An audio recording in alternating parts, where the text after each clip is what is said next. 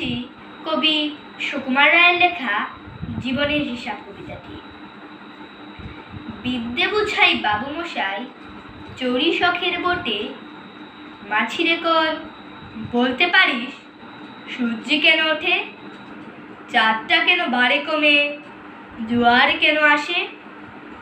বৃদ্ধ মাছি অবাক হয়ে ফেল ফেলিয়ে হাসে। বাবু বলেন, সারা জনম মরলি রে তুই খাটি, জ্ঞান বিনা তোর জীবনটা যে চারি আনাই মাটি।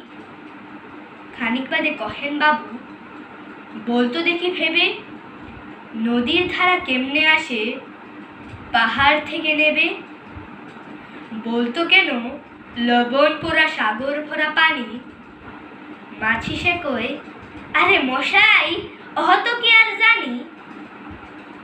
বাবু বলেন, এই বয়সে জানিস নেও তা কি, জীবনটা তোর নেহাত খেলো অষ্ট আনাই ফাঁকি।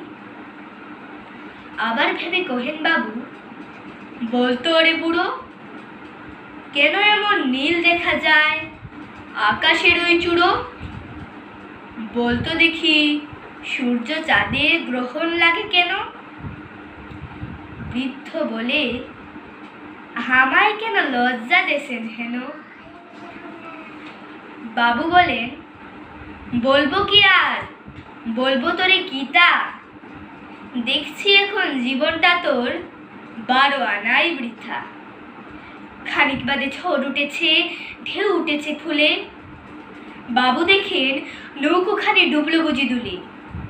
মাছি রে কোন, এ কি আপদ, আরে ও ভাই মাছি, ডুবলো নাকি নৌকো এবার, মরবো নাকি আছি। মাছি সোথায়, সাঁতার জানো, মাথা নাড়েন বাবু। বৃদ্ধ মাছি বলে, মশাই এখন কেন কাবু, বাঁচলে শেষে আমার কথা হিসেব করে পিছে, তোমার দেখে জীবনখানা 16 আনাই মিছে।